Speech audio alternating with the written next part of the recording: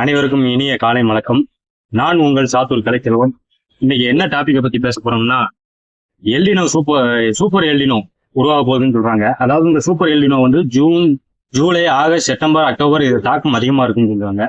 போக தமிழக சட்டசபையில வந்து சௌமியா அன்புமணி இந்த சூப்பர் எல்லினோ பத்தி எடுத்துரைத்தாங்க. இது தமிழக முதல்வர் சூப்பர் எல்லினோ ஏற்படும் தாக்கத்தையும் அதனால விவசாய மக்களையும் காப்பாற்றணும்ட்டு நடவடிக்கை கூடிய சீக்கிரத்துல எடுத்து எல்லாத்தையும் காப்பாற்றணும், எல்லாருக்கும் வேண்டிய இழப்பீடுலாம் வழங்கணும்னு சொல்லியிருந்தாங்க. அதனால வரவேற்கத்தக்கது. சௌமியா அன்புமணி ராமதாஸுக்கும் தமிழக முதல்வருக்கும் மிக்க நன்றிகள். அதாவது இந்த சூப்பர் எல்லினோ அப்படின்னா என்ன? பசிபிக் பெருங்கடலில ஏற்படும் பெரும் மாற்றம், அதிகப்படியான வெப்பநிலை. இதனால பசிபிக் பெருங்கடல்ல அதிகப்படியான நீர் ஆவியாதல். இதனால என்ன மாற்றம் ஏற்படும்? காலநிலை மாறும், பருவநிலை மாறும். அதாவது இயல்பை விட இப்ப இருக்க வெப்பநிலையை நம்மளால தாங்க முடியல. இந்த இயல்பை விட வெப்பநிலை வந்து 1 டிகிரியோ 2 டிகிரியோ கூடும்னு சொல்றாங்க. வெப்பநிலை அதிகரிக்க வாய்ப்பு உண்டு. அதாவது சூப்பர் எல்லினோனால பூமியின் ஒரு பகுதியில கடுமையான வறட்சியும் மற்றொரு பகுதியில கடுமையான மழைப்பொழிவும் ஏற்படும்ங்கிறாங்க. இந்த சூப்பர் எல்லினோ இதனால அதிகப்படியான வெப்பநிலை 2 டிகிரி செல்சியஸ் வரைக்கும் வெப்பநிலை உயருங்கிறாங்க. இந்த வெப்பநிலை உயர்வுனால அதாவது குழந்தைகள், முதியவர்கள், பெரியவர்கள் இவங்கன்னா வந்து வெயில் அலையிறத வந்து தவிர்க்கணும். அதாவது காலை 11 மணில இருந்து மாலை 4 மணி வரைக்கும் வெயில் அலைவதை தவிர்க்கணும். போக இந்த குழந்தைகள், முதியவர்கள், பெரியவர்கள் இவர்கள்லாம் நீர் சத்து உள்ள ஆகாரங்களை தினமும் எடுத்துக்கொள்ள வேண்டும். நீர் சத்து உள்ள ஆகாரங்கள் போக 3 லிட்டர் தண்ணி தினமும் பருக வேண்டும். இளநீர் போன்ற நீர் சத்து மிக்க ஆகாரங்களை எடுத்துக்கொள்ள வேண்டும். தன்னைத்தானே காப்பாற்றிக் கொள்ள வேண்டும் அனைவரும். இந்த வெப்பநிலை உயர்வுனால இந்த வெப்பநிலை உயர்வு வந்து விருதுநகர்ல பிரதான தொழிலே பட்டாசு தொழிற்சாலை. இந்த பட்டாசு தொழிற்சாலையின் முக்கிய எதிரியே வெப்பநிலை தான். அதனால இந்த விபத்தை தடுக்கிறதுக்கு என்ன செய்யணும்னா, இந்த பட்டாசு தொழிற்சாலையில மிக்சிங், வெய்யிங், எடை ஓடுறது இதெல்லாம் வந்து காலையில 6 மணிக்கு ஆரம்பிச்சு வெயில் அதிகரிக்கிறதுக்குள்ள காலை 10 மணி இல்ல 11 மணிக்குள்ள இந்த கெமிக்கல் ஒர்க் எல்லாத்தையும் முடிச்சாதான் இந்த விபத்துகளை தடுக்கலாம். நம்மை நாமே பாதுகாத்துக் கொள்ள முடியும். இப்ப நாட்டுல உள்ள பிரதான பிரச்சனையே குடிநீர் தட்டுப்பாடு தான். தமிழகத்துல சில மாவட்டங்களில் வந்து குடிநீர் தட்டுப்பாடு மிகப்பெரிய தட்டுப்பாடா இருக்கு. அதாவது நம்ம பாட்டம் பூட்டம் காலம், நம்ம அப்பா காலம், இவங்க காலத்துல வந்து ஆத்துலதான் தண்ணி ஓடிச்சு.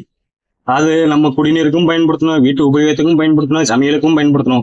பிறகு கொஞ்சம் கொஞ்சமா போக ஆற்று நீர் வத்த ஆரம்பிச்சது. நம்ம என்ன பண்ணோம்? போர் நீரை அன்றாட தேவைக்கு பயன்படுத்தணும். ஆற்று நீர் வந்துச்சுன்னா அதை வந்து குடிநீருக்கும் சமையலுக்கும் மட்டும் பயன்படுத்தணும். இப்போ என்ன ஆச்சு? காலநிலை பருவநிலை மாற்றத்தினால போர் தண்ணி தான் பிரதானமா நம்ம பயன்படுத்துறோம் அன்றாட வாழ்க்கைக்கு. குடிநீரை விலைக்கு வாங்குற நிலை, அவல நிலை ஏற்பட்டது. அதாவது இப்ப விருதுநகர் மாவட்டத்துலாம் குடிநீர் வந்து குடம் 20 ரூபா 30 ரூபா அப்படின்ட்டு விலைக்கு வாங்குற நிலை ஏற்படுது. அதனால தமிழக முதல்வர் அவர்கள் குடிநீர் பஞ்சத்தை மிக விரைவில் தீர்க்க வேண்டும். அதுக்கு என்ன செய்யலாம்? தமிழகத்தில் உள்ள அனைத்து நதிநீர்களும் இணைக்கப்பட வேண்டும். அனைத்து நதிநீர்களும் இணைத்தோம்னா நீர் பாயாத இடத்துல கூட, அதாவது மழை காலத்துல வந்து அதிகப்படியான மழை பெய்யும் போது ஆற்றுல நீர் பாஞ்சி வேஸ்டா போய் கடல்ல கலக்குது. இதை வந்து அனைத்து நதி நீர்களையும் இணைத்தோம்னா எல்லா பக்கமும் நீர் பாய ஆரம்பிச்சிடும். எல்லா பக்கமும் நீர் பாய ஆரம்பிச்சுன்னா குடிநீர் தட்டுப்பாடு நீங்கும், விவசாயம் பெருகும். முக்கிய பிரதானமே எல்லாரும் போர் போட்டு தண்ணியை அன்றாட தேவைக்கு பயன்படுத்துறோம். தண்ணியை உறிஞ்சிக்கிட்டே இருக்கிறோம், தண்ணியை சேமிக்கல, நிலத்தடி நீர் வற்றிக்கிட்டே இருக்கு. இது ஒரு பெரிய பிரச்சனையா பின்னாடி வந்து நிற்கும். நிலத்தடி நீரை நம்ம அதிக அளவு பயன்படுத்துறோம், நம்ம சேமிப்பதை விட அதிக அளவு பயன்படுத்துறோம். இது ஒரு பெரிய பிரச்சனையா பின்னாடி வந்து நிற்கும். அதனால குடிநீரை வருங்காலத்துல மக்கள் அனைவரும் குடிநீரை சிக்கனமாக வழங்க வேண்டும். போக தமிழக அரசு வந்து மக்களுக்கு ஒரு ஆணை பிறப்பிக்க வேண்டும். அதாவது என்னன்னா, அனைத்து வீடுகளிலும் மழைநீர் சேமிப்பு அவசியமான முறையில் செய்திருக்க வேண்டும். முதல் ரூல்ஸ். 2வது ரூல்ஸ், அனைத்து வீடுகளிலும் வீட்டிற்கு ஒரு மரம் வளர்க்க வேண்டும் அப்படின்னு இந்த 2 ரூல்ஸை போடணும். 2 ரூல்ஸை போட்டோம்னா வீட்டுக்கு மரம் வளர்த்தாலும் மழைப்பொழிவு கிடைக்கும். போக வீட்டிற்கு மழைநீர் சேமிப்பு அவசியம் என்ற ரூல்ஸை போட்டோம்னா எல்லா வீட்டுக்கும் மழைநீர் சேமிப்பு போட்டோம்னா நிலத்தடி நீர் ஆட்டோமேட்டிக்கா உயர ஆரம்பிச்சிடும். இந்த 3 கோரிக்கைகளை, அதாவது என்னன்னா, நதிகளை இணைக்க வேண்டும், மழைநீர் சேமிப்பு செய்ய வேண்டும், அனைத்து வீடுகளிலும் வீட்டிற்கு மரம் வளர்க்க வேண்டும். இந்த 3 கோரிக்கைகளும் மாண்புமிகு தமிழக முதல்வர் அவர்கள் இதை செயல்படுத்துமாறு இந்த தருணத்தில் மிகவும் தாழ்மையுடன் கூறுகிறேன். இப்படிக்கு உங்கள் கலைச்செல்வம். நன்றி, வணக்கம்.